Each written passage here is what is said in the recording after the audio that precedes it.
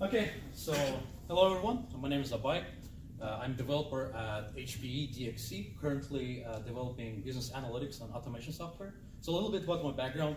I've done research in medical imaging. I've done some analytics for on HR and financial systems for Hewlett Packard.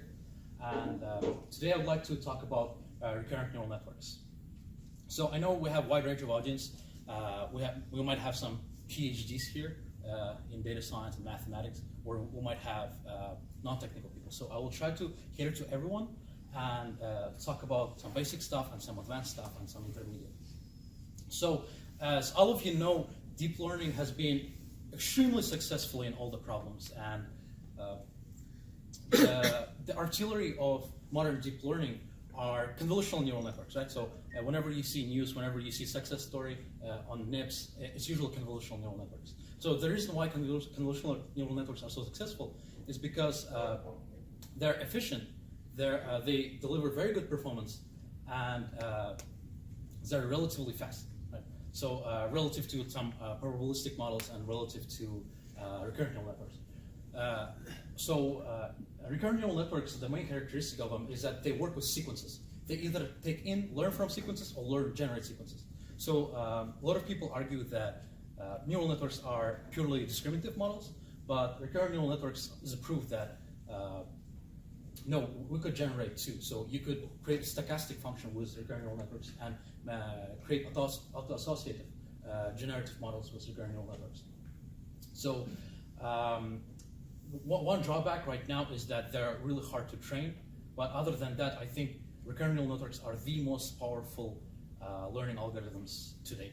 So without further ado, I'd like to show some examples in real world.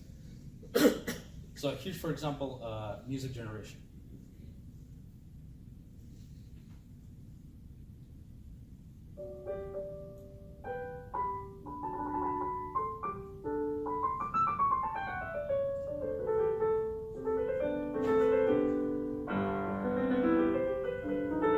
So you have noticed that there's timing, there's this dynamics, like human playing. So this was purely recurrent neural network. So it composed it and it played it. And if you notice, if you just give a MIDI file, the composed music to a computer, it's gonna sound like this.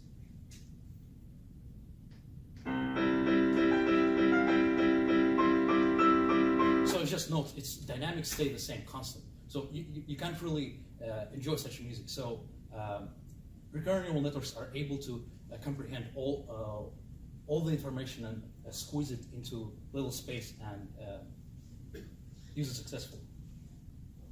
So here's just another example of writing electronic. In this example, RNN generated MIDI file, and person used equalizers and some instruments to make it nicer. If you like a little blood, I can carve it in your face.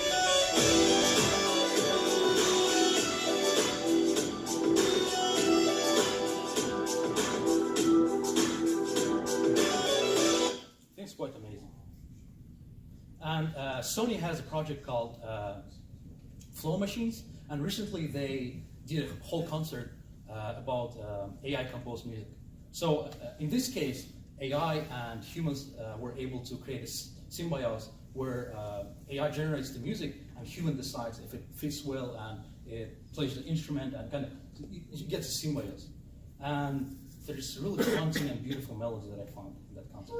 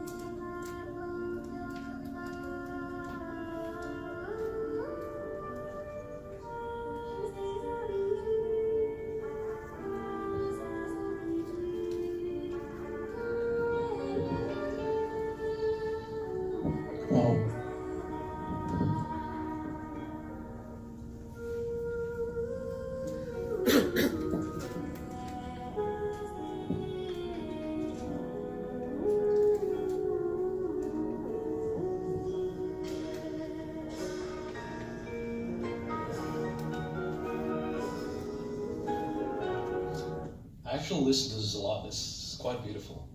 And just let's listen for like 10 seconds sample 1, 2, from other track. 3, 4.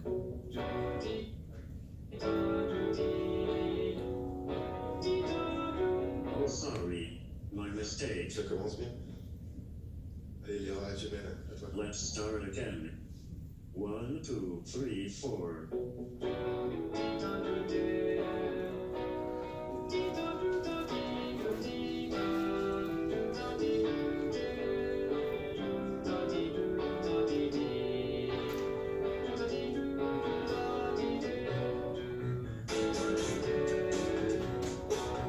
So this kind of gives you the feel of that are capable of what recurrent neural networks are capable of. So the other example, since they deal with sequences, you could look at actual real value data, right? So for example, stock market or how the load prediction in energy factory. So here we could see state-of-the-art performance of recurrent neural networks of predicting how much load the utility is going to get. So you could see that it's almost perfect prediction. So there's an actual value and the red is predicted. In this case, we see prediction of forecasting of stock market, and the real line here is red, and it was challenging Kalman filters, and it's shown that recurrent neural networks adapt much faster and much more accurate compared to state-of-the-art Kalman filters. Do you take questions? Yeah. Are those forecasts were they out of sample forecasts? I believe they didn't have like test and train. They've had one big data set and they randomly chose a sample from. No way out of sample would do that good. They would be rich. Yeah, you'll be able to find the paper in the description. Okay, so another example is image captioning. So I think this is a testimony of how neural networks are flexible. And because recurrent neural networks, you could think of them as rearranged feed-forward neural networks.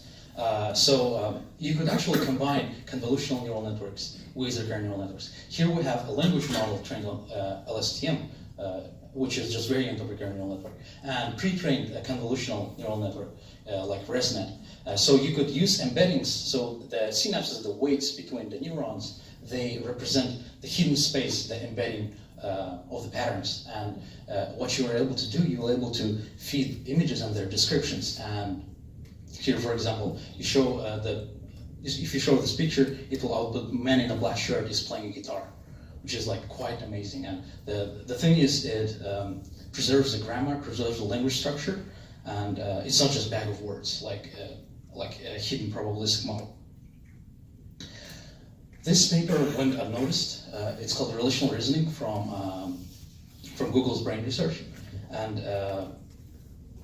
this is literally quite amazing. So it uses the same idea as previous research. It combines pre-trained convolutional neural networks and pre-trained recurrent neural networks. So what it does is jointly optimizes relational reasoning. So there's a dataset called Clever that has 3D images of different objects, and you could ask a question in human language, like in this case, what's the size of the cylinder that is left of the brown metal thing that is left of the big sphere? So what recurrent neural network does, it takes every single word and embeds it into pre-trained space and jointly optimizes it in multilayer perceptron with the features from the convolutional neural network. And it's mind-blowing. This is actually superhuman performance. Recurrent neural networks were able to beat human reasoning when it comes to relations between objects in the real world. Self-driving cars. If you know about the Audacity's great challenge on self-driving cars, they had huge data set with footages of cars driving around, and the first winner was, unsurprisingly, recurrent neural network.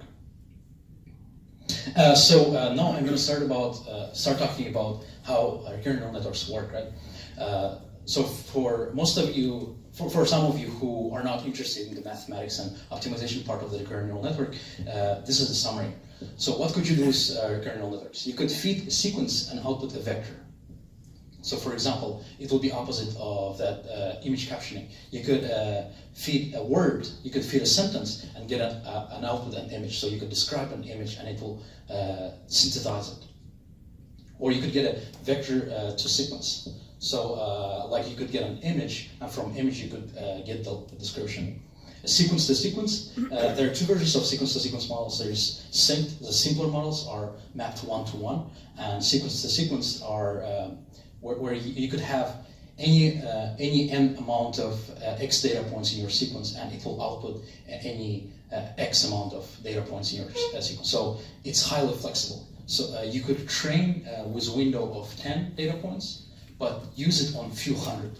So it feels like magic. Recurrent neural networks are able to slightly remember things from the past that they didn't have to, that in training. Nothing to sequence, as I said, recurrent neural networks can be generative models. So you could train a language model and just output text, what it's thinking about. So you give it a seed of random text, and it will just generate a text according to its trained model. Okay, so let's start formulating it. So a lot of people, when they talk about recurrent neural networks, they for some reason go bottomed up. So let's instead go from small pieces and construct the large recurrent neural network. By the way, how many of you heard about this controversy on NIPS 2017 between Ali and Jan LeCun? Yeah, so there was a senior presenter at NIPS. He was talking about the current state of deep learning research, that we're not doing as much mathematics as we should be, because he called it alchemy. So he kind of insulted the whole field, right? And Jan LeCun was a little bit angry and replied to him on Facebook publicly saying, no, well, it's not alchemy, you don't understand it. So there's a little bit, small controversy. But he called it alchemy. I don't think it's alchemy. However, he has a point. I would call it early stage of agriculture. So, in a lot of, in sciences, we base on first principles. So we work from mathematics and experience, we build our first principles, and we abstract away from that. This deep learning is exceptional case of, how do you call it? It's not first principles. We saw that something works, and we just try to replicate it, experiment it. So we don't know the first principles. We don't understand the basic theory behind deep learning yet. But we need to strive to understand. So, for example, in agriculture, we had the Green Revolution. Without it, humans wouldn't be able to survive. Why we were able to have Green Revolution? Because we understood the first principles, we understood the biology, we understood the chemistry, and we were able to supply the need of humanity. So I think the deep learning in early stage of agriculture, we need to do a lot of work and research and strive to understand the details of deep learning, and that will be a much better future for the research and for the world in general. So here we see a regular feed-forward network, right? So this is X, which is input to our recurrent neural network. Wx is a parameter of X. So here, when we do a linear transformation to the next layer, we're using the Wx parameter. So it's a matrix, right? So here, the gray arrow represents the feed forward when we use our knowledge, and red arrows represent backpropagation. So learning. So when we get the data, we first do linear transformation. I know I don't have the b here in the diagram, but it's for simplicity's sake. It's just intercept term in y equals mx plus b. Here it's called c because it's like separate variable, right? This is a matrix multiplication, so linear transform. Only thing it can do, it could shear and stretch the space. This way, we're not really able to learn nonlinear patterns. That's why we have sigmoidal functions. So here, don't confuse it just for exponential sigmoid. It might be rectified unit, or it might be hyperbolic tangent, right? So that kind of gives us curvature in our space. We're able to learn nonlinear features. So H, that's how we acquire our hidden layer. H is the representation of our data. And WH is also a matrix, is a parameter that linearly transforms our hidden space into output. So we're basically doing a linear regression through a nonlinear space, and we are through linear learning, we're able to learn nonlinear features. So y prime is our output. So for example, the x might be image of a cat, and y will be whether it's cat or not, right? So this, I hope this makes sense to everyone. So this is basic feed-forward neural network. And so let's say we have a sequence. So let's say we have sentences. So English language. Let's say we have Shakespeare's book. So we cannot use the bag of words. We cannot just put it into large neural network. The order of words matters.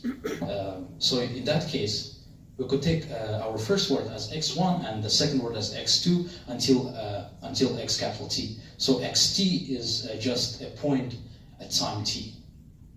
And exactly the same as feed-forward neural network, right? It does a feed-forward propagation, so it does a nonlinear transformation and then does another transformation, and it gives you an output. So in this case, we're not learning the sequence yet. So we just have a bunch of neural networks. So how recurrent neural networks come to be is we create connections between the hidden layers of those neural networks. Does this make sense?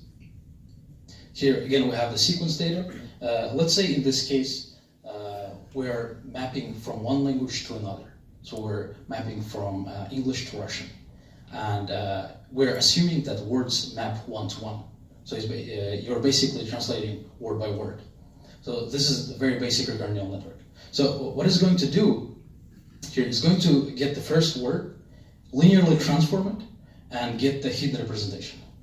So after that, it's not linear. It can generate an output.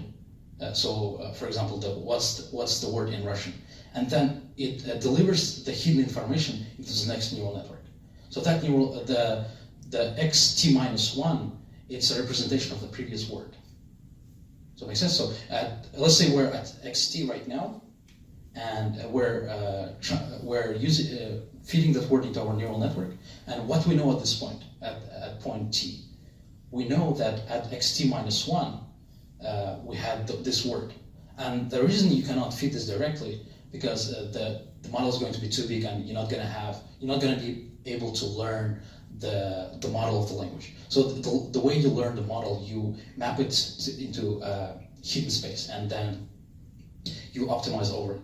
So what basically it does, it saves all the words, it preserves all the words in compressed version. So the sequence xt minus 1 and xt are compressed into xt and fed to the next neural network. So important part of recurrent neural networks compared to regular neural network are the parameters. Yes? HT is a different word? HT is a representation of previous words. One word? No, all the words. So it also preserves the sequence. So I like walking. So it will preserve I like walking. So in that hidden space. And it preserves the order also. So why do you need to recur? Here, this is called unrolled recurrent neural network. Here we're not showing the recursion because it might be, in the beginning it will be confusing. But you feed T represents a sentence, like each sentence? No, T represents a word in a sentence. So here, for example, let's say I, the xt minus 1 is going to be I, T going to be like, and T plus 1 going to be walking. Thank you. Yeah? Okay. So when we come to the xt plus 1, we're able to learn, we're able to preserve the information about xt minus 1 and xt. So think about it. You're basically compressing the information in a way that you're able to use it. So in this case, when you're translating into Russian, you know what word to choose. If you could use just hash table lookup, right? If you just have a word and you're looking for a Russian word, just use a hash table. But if you need the past information in order to be able to make a decision, you need some very compressed information. In regular natural language processing, you can use like n-grams, bigrams, right? The further you go, the more RAM you need. So the most practical models require from 100 to 200 gigabytes of RAM to do something practical. Recurrent neural networks just need a few gigabytes of RAM. And you are able to learn like up to thousands and thousands of words in the past. If you are Google, it might be like million. So let's see what's the difference between feed-forward network. The main difference are the shared parameters. Here, the WX, this WX, this WX, and this WX are the same thing. It's just the same matrix. This WH and WH is the same matrix. So when we go from here, we're using the WX, we're using the WHH, and we come here to the next time point. We're using exactly the same matrix. We're using exactly the same matrices. So that's why you're able to represent it as a recurrence relation. So you could squish it into one neural network and create this recurrence relationship into each other. But I found that to be confusing. I think this picture is way more clear. So how HT is computed? If you remember, we did a linear transform, an intercept term, and then we did some nonlinearity. So here, we're doing exactly the same thing. We're just concatenating HT minus 1 and our XT. So instead of having one input, we have two inputs. But like everything is the same, right? So we have intercept, and we have, instead of one linear transform, we have two linear transforms. Sorry. Okay. Jesus. Okay. Sorry. And Y is exactly the same. So this usually is softmax, right? We softmax our linear transform and we get an output. So what is going to be in this case? In this case, it's going to output an word. So мне нравится гулять. If we did linearly, if we did use hash table, it would say I like walking. Я нравится гулять. But if you translate it to using a recurrent neural network, it will understand the time dependency and it will say мне нравится гулять. Any of you speak Russian? Okay. Okay. So here we're just looking at exactly the same formula, right? Just to have understanding very well. Again, we have our data, and our data is fed into our hidden layer, linearly transformed again non-linearly, and then how we get our hidden layer at time step t. So we have capital T time steps. So at one time step, we have one layer t, which we represent as h. So we'll feed that h up to y, and we'll predict either what the word is or what's the next sequence. So how backpropagation works? How backpropagation is different in recurrent neural networks. So if you remember, in feed-forward network, the backpropagation was pretty easy, and using chain rule is pretty easy, right? So you just accumulate the gradient according to this linear behavior of the neural topology. In this case, we have a grid. So when we acquire our feed-forward, we start accumulating our gradient through the last time step, and then we cannot just do everything together, so we have to go one by one. So back in the days, the way they used to compute the gradients, they used to do HT minus 1 and then add a gradient accumulation again. So go up to HT and do a gradient descent again. So go to HT1 again. But turns out recurrent neural networks are able to learn just in a single one. So we go from YT to HT1 and then to HT and to YT prime, so one by one. But we need to just do one walk. Okay, so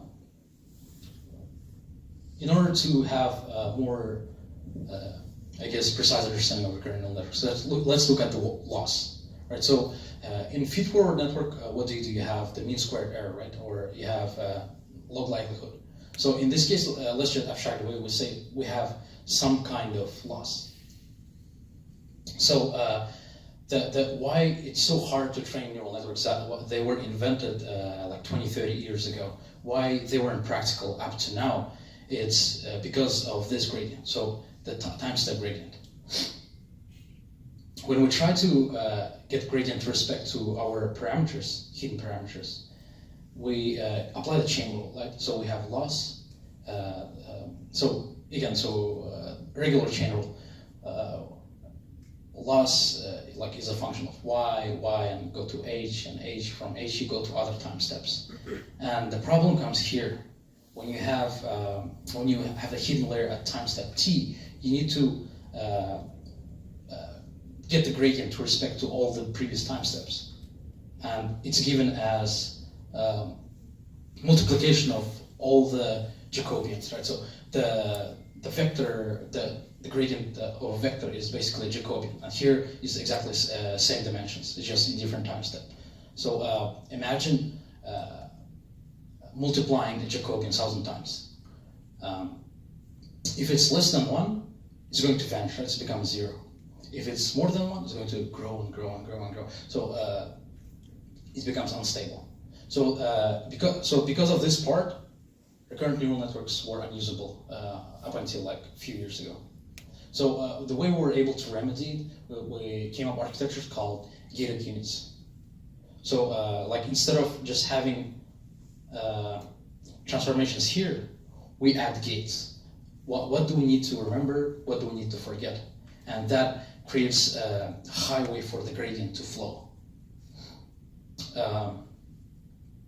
I just want everyone to familiarize themselves with this part. I hope it makes sense, right? So why we're multiplying the Jacobians is because we need to get a gradient of respect to ht and ht minus 1, since the ht is a function of ht minus 1. So that makes sense, right? So this might be a little bit advanced. Yashua Benchu is a great researcher. So he gave a talk recently about analyzing recurrent neural networks as dynamical systems. So recurrent neural networks are deterministic dynamical systems. So here he models them. He shows that when you have when your singular values of your Jacobian are smaller than 1, you are able to converge at some attraction points. And here's just another example. A spectral radius is basically your maximum singular value of your matrix, and it becomes unstable when it's larger than 1, and it can somehow converge when it's less than 1. And this reminded me that the reason I'm not showing you this so you could understand the analysis of recurrent neural networks. I'm showing you it because this has some beautiful analogy in human brain. So whenever I say something about human brain, take it with a grain of salt. So here's from an example of modeling human brain from computational neuroscience course. The way they did it, they used firing rates of the neurons and recurrence connections between the neurons, and they see how much time does it take to signal to travel. Like, so you could have 30 milliseconds, you can have 50 milliseconds, and here's a deciding point right here. So whenever it's higher than 40 milliseconds,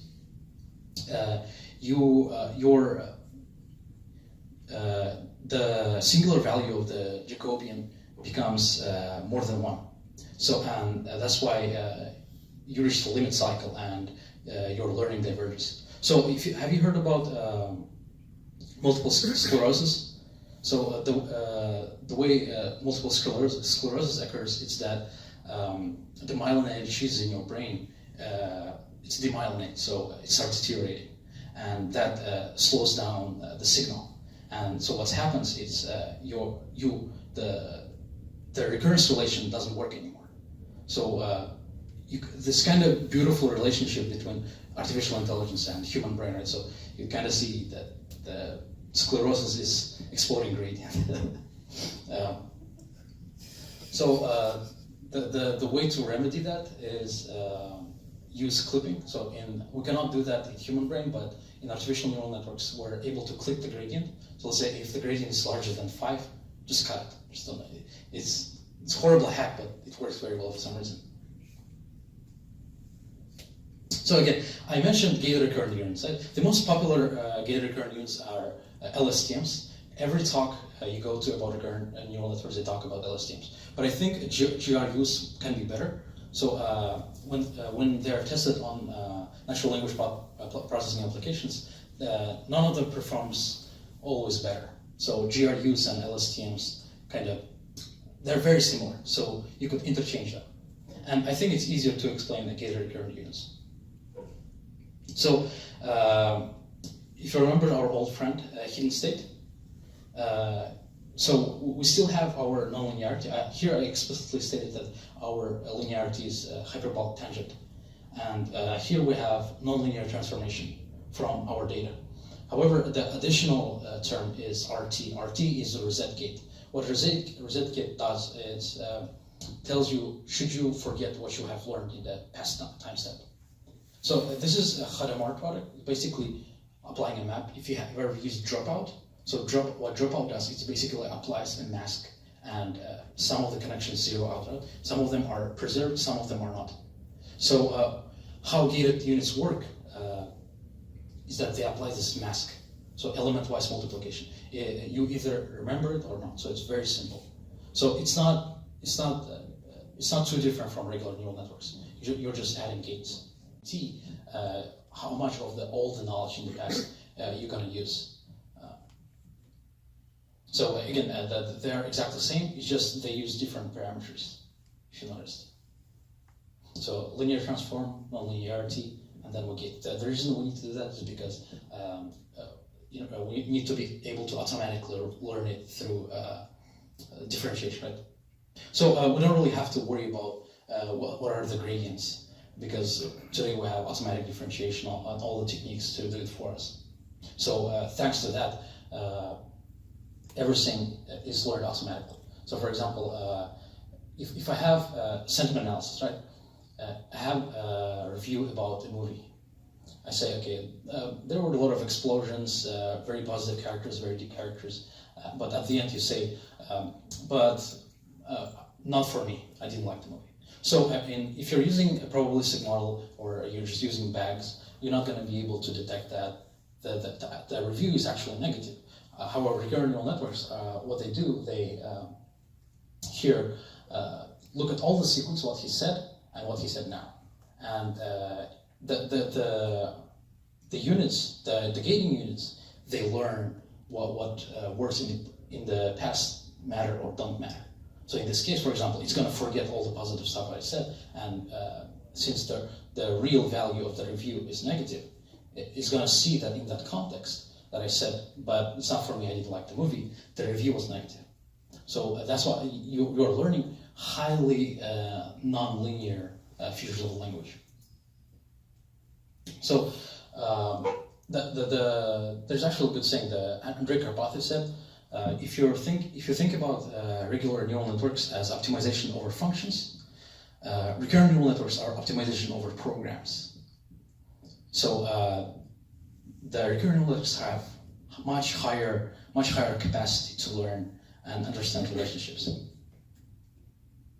So here's some practical advices. If you're implementing from scratch, like when you initialize your matrices or your parameters, they need to be identity matrices.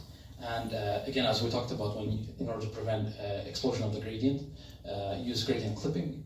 Whenever the norm of a matrix is larger than some value, just stop it there and don't let it grow.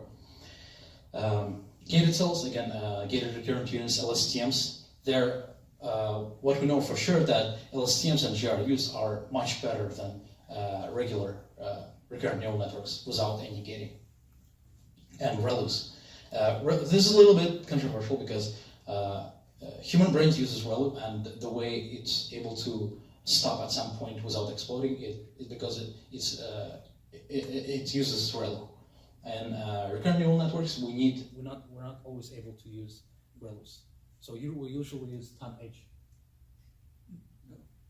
That's it done.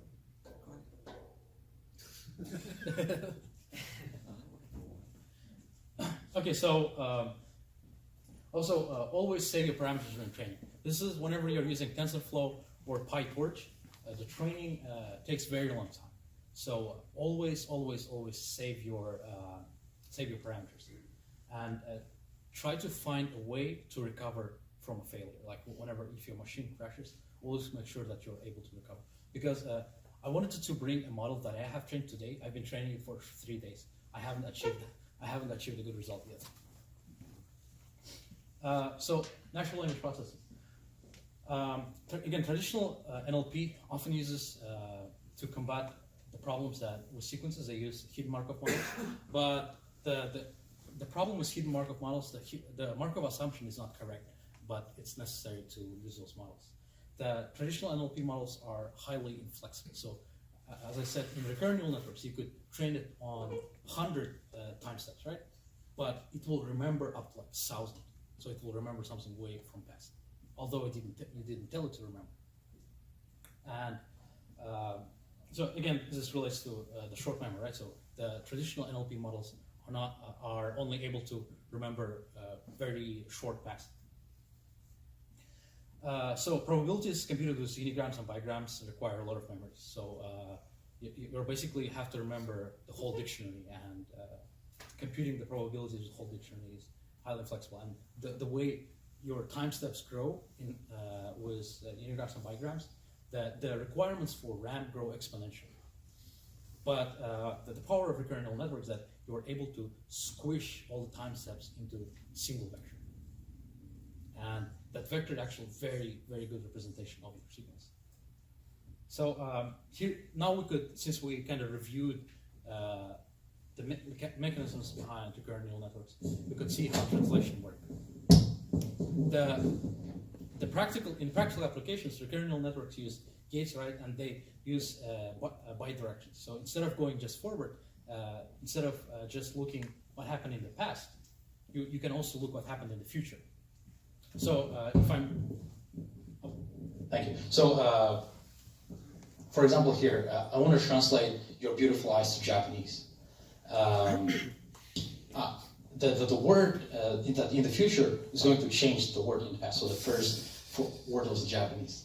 So here it translates to omae wa shinderu. And the way it's able to do that is it looks in the future. So when you're time step your, it looks at the time step eyes. It looks at time step beautiful.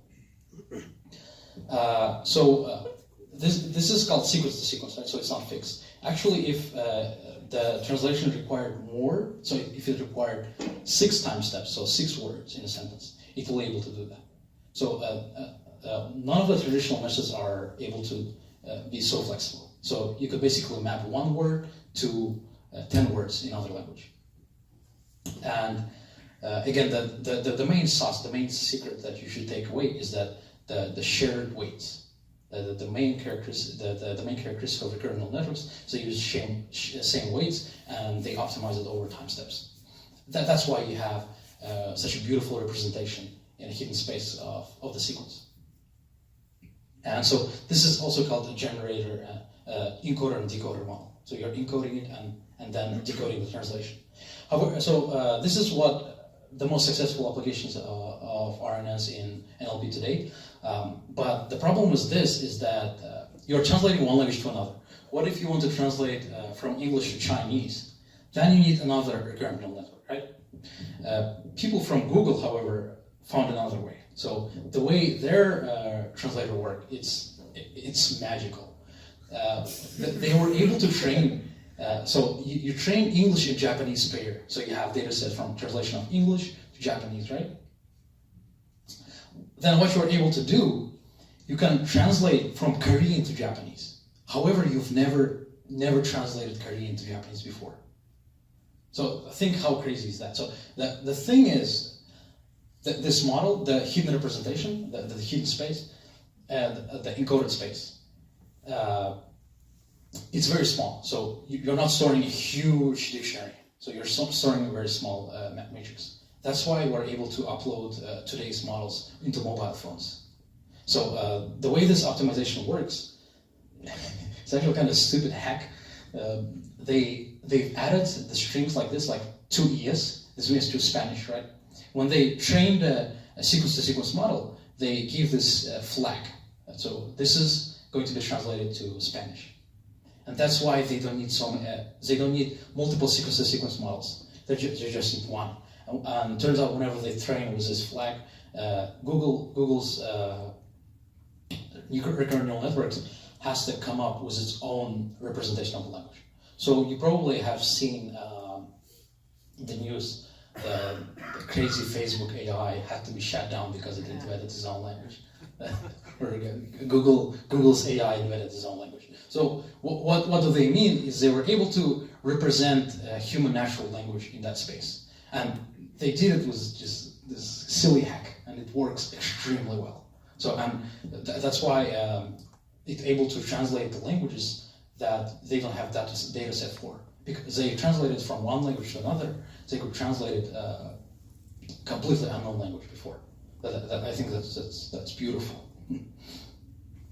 So here are my top picks for researchers you should, I think, follow if you want to learn about recurrent neural networks. Again, I've emailed Yashua Benjo with some questions. He was prompt to respond. He's extremely nice professor. Richard Sower, he has done a lot of research in applications of recurrent neural networks into vision and NLP. So by the way, today, if you're doing RNN for your PhD, you're basically attacking vision, you're attacking robotics, you're attacking NLP, so you don't have to be in one field. So you're basically revolutionizing multiple fields at the same time. And Ray Karpathy, I think it's a very great communicator right now, working at Tesla. So here are references. Okay, so this was much faster than I thought. So if you have any questions, I will take them. And if you want to go through the formulations again, I will be happy to. Yes?